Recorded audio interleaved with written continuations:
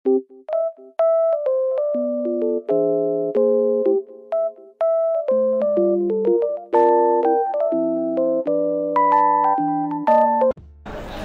hi guys! Nandito na ako ngayon sa SM North. Inaantay ko na lang si Peter kasi plan namin manood ng Snow White tsaka kumain sa maybe Thai restaurant kasi nung nakarang araw nagka-crave nga kami sa Thai food. Lalo na yung mango sticky rice. So, ayun. Ikot-ikot muna ako dito habang wala pa si Peter. Pero sabi naman niya malapit na daw siya.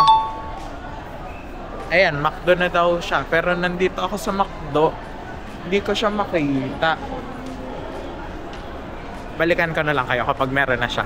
Good evening guys! Ayun. Nauna nang mag-vlog si El. Di papasok ko yung vlog niya sa unang set ng video. At wala akong gamit ngayon na mic kasi naiwan. Tapos parang di na rin hassle. Ngayon, nandito kami sa SM North. Kasi nag-aya siya na manood daw ng Snow White, tapos kakain kami sa Thai restaurant. Kasi kahapon pa ako nagki-crave nung pad thai nila, tapos si El naman is Mango sticky rice. yeah, mango sticky.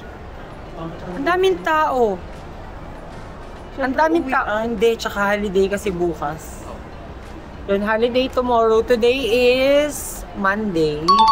March? Patayin yung ano, 31. Wala, March 31. Medyo late na rin ako nag-start ng vlog kasi na-busy ako kanina sa mga lakad na pinagagagawa ko sa buhay. Medyo mahaba yung pila dito sa... Saan na si El? Nawala si El. Nawala nga. Ayun, ang haba lang ng pila dito sa may... cinema, sa Minecraft, oo. Yeah, sa Minecraft, tapos merong artist. Pakita ko sa inyo, guys. Ayun, oh. Yun. Hindi ako familiar kung sino tong artist na to, pero yan.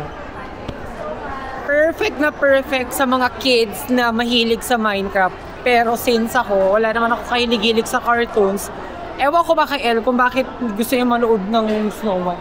Sino kayong lalaki niyo? Artista? Ay, bida siguro sa Minecraft. Ayun, oh. Ayun. Oo. Ayun, nag-iwalay muna kami ni El saglit kasi bibili na siya ng ticket for Snow White movie. Tapos ako naman, pasok tayo dito sa Paris Baguette. Ang gulo ng cam, pero ayan, pasukin natin kasi mahilig nga ako sa croissant, diba? So, ang ganda ay mase. Ito.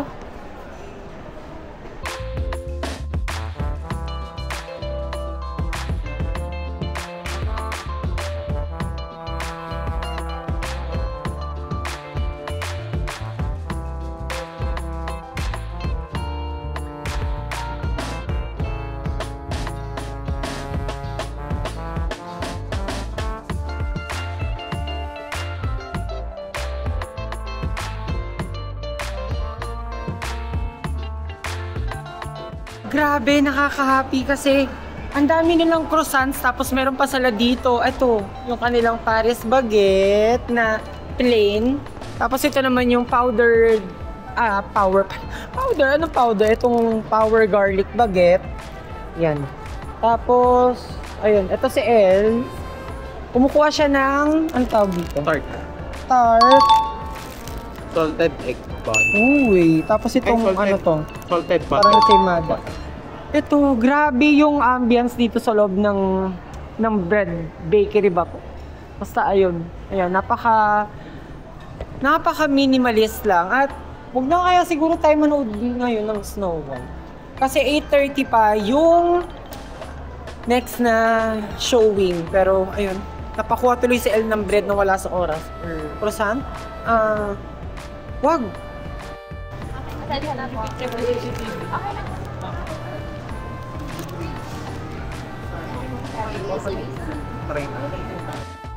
Talagang nabudol si El. Magkano yung total? 700 pesos para sa ilang tinapay. Pero kasi sobrang premium naman nung bakery na yon. Anyway, ayun, nandito kami sa saan ba to? KKV.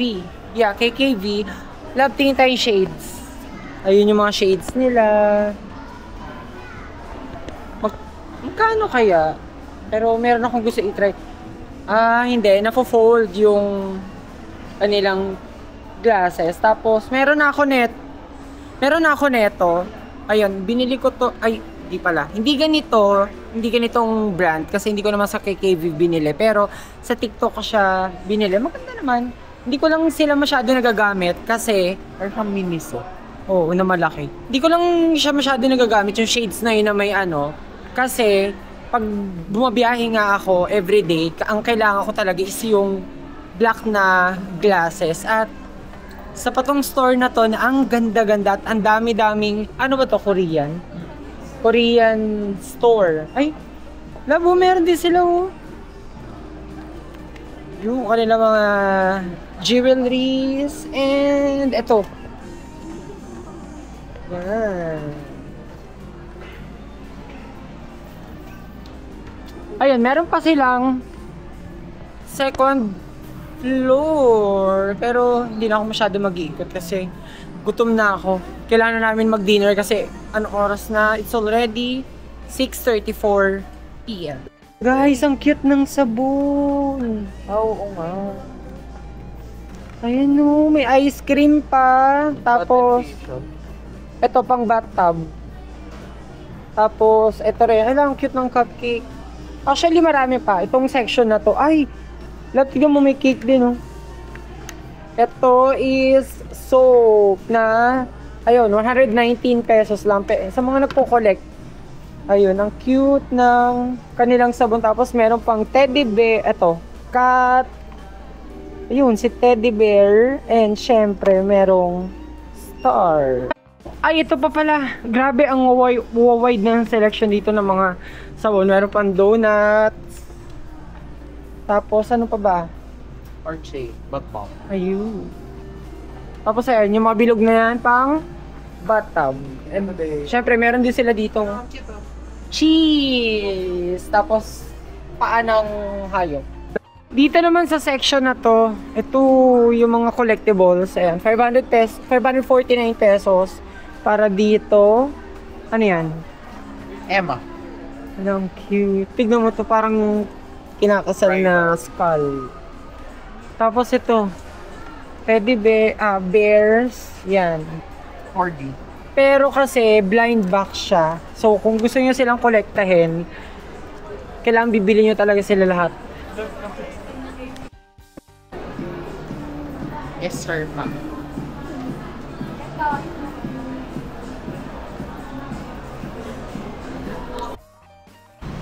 So, ayan guys, papunta kaming Poha ngayon. Hindi na kami natuloy manood ni Peter ng Snow White.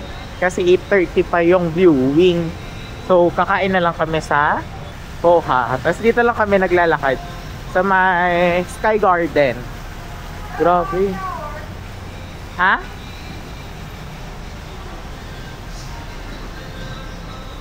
Magiinom ka na naman? Hindi. So, anong gagawin natin ngayon? Since hindi na tayo manonood. Naghanap kasi kami ng restaurant na nag-serve ng mga Thai food. Yeah. Kaya, ayun, sige, ang lakad ng lakad. Bakit ka dyan nakaano? So, ngayon, papunta kaming Poha. Lalakad lang kami dito sa Sky Garden. Restaurant ba yun? Ata? Pakita mo yung bagong Saan? carousel busway. Ay, Ayun na. Yung Carousel ba way. ang tawag? Oo, yung way. Papuntang EDSA Carousel. Baka dami nating lakad ngayon. Ah, Baka tayo nakakakain. Pero masarap yung custard ba? Kinain natin. Ayun, mustard. custard. Yung parang tart siya sa Paris baguette. Lasang-lasa yung cream cheese na medyo maasim. So, naglalakad pa rin po kami sa Sky Garden. Ang ganda. Sana naman, makakain na tayo. Oo. Ito ipakita mo. Ah. Pag gusto nyo mag-date, tapos may tubig. Tapos nahulog yung phone. So ayan guys, papunta kaming Phoha ngayon. Doon kami kakain. Kasi, ang alam namin, merong ano doon. Merong Thai food. Tapos after nun, plan ni Peter na mag-KTV sa may chill top. KTV lab or yung dyan na lang oh, sa gitna. KTV. Ayun, sayang, hindi natuloy yung kain namin sa Thai restaurant. Kasi meron kami pinuntahan kanina. Hindi ko na sasabihin yung restaurant na yun. Meron naman silang mango sticky rice, diba? Pero wala silang pad thai. Pad thai. Yun lang ang Phoha. Phoha ba? Yung menu nila. At nag-decide kami na dapat kakain kami dun sa isa pa na unlimited din. Pero nadaanan namin tong Wingfinity. Yan. Ito siya. Merong choices ng rate na 438. Tapos meron ding 488 pesos. Pero kasi yung 488 pesos na dating 568, doon sa 488, ano na yun, lahat na nang nandito sa menu, kasali, pwede nyo orderin. Plus, ito maganda, meron pa silang mga only fries, tapos may rice, nachos, tapos, ayan. Pause nyo na lang, dating gawin. Pause nyo para makita nyo kung ano yung mga nasa menu. Ayun, nakakain na kami neto ni El before sa branch ng Tomas Morato. Ay, wala na yun. Sarado na yung Tomas Morato, no? Wala na. Okay guys, dumating na yung mga food na in-order. Ang in-order namin is, ay lapit. Ito, order kami ng french fries na 2 flavor. Tapos, mac and cheese, carbonara. Anong flavor? Mango habanero. Mango habanero. Tapos ito na yung ibang mga wings na may iba't ibang flavor. Tapos, ano? Salted egg. Ay, hindi. Snow cheese, garlic parmesan, salted egg, Jack Daniel. Tapos, 4 na kanin. So, ayun, kakain lang muna kami and balik ako na lang kay mama.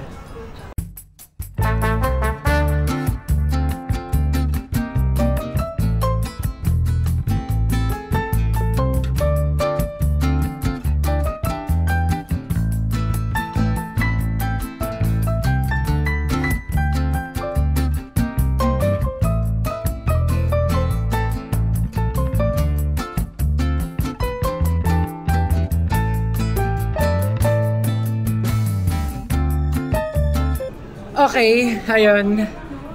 Halos ubos na yung mga nasa table namin. Meron na lang konting natitira tulad nitong yan, carbonara, yung mac and cheese, pero yung aming mga chicken ay ayan, isang piraso na lang. Tapos ang kagandahan dito pala, meron silang libreng pa ice cream.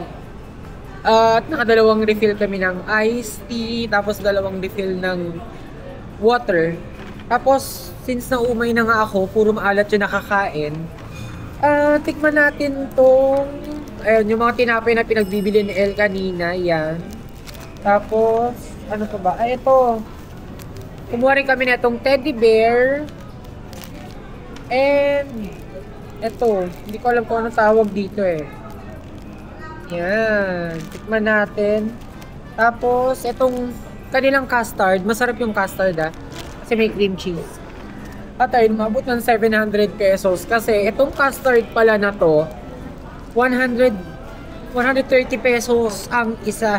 Hindi napansin ni El kasi kanina nung kumukuha siya, wala naman daw kasi nakalagay na presyo. Kaya hindi niya rin napansin na ganun pala kamahal. Pero tikman natin to.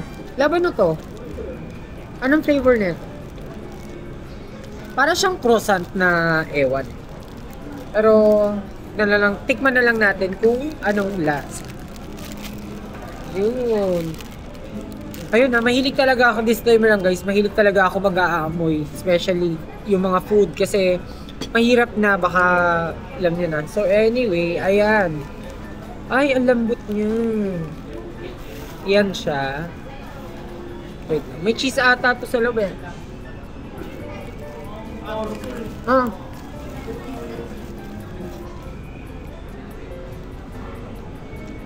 Yung lasa, panalo. Hindi masyado maalat. Kasi ano ba yung nasa loob nito? Cream cheese o cheese? Cream cheese ba? Tapos ayun, no? Meron siyang parang mumu-mumu na pag kinagag. Yung toast.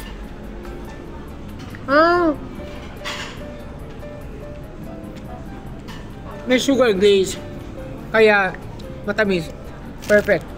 Nasarap sana to kung may coffee, pero since gabi na. At, pumunta ulit kami ni El sa Hideout. Dito sa may Caloocan. Na dati, ang lagi namin pinupuntahan, Hideout Pasig. Yun nga lang kasi, since malapit si El dun sa Hideout Caloocan, dito mas accessible sa amin kasi dito lang naman siya, around here dito sa QC.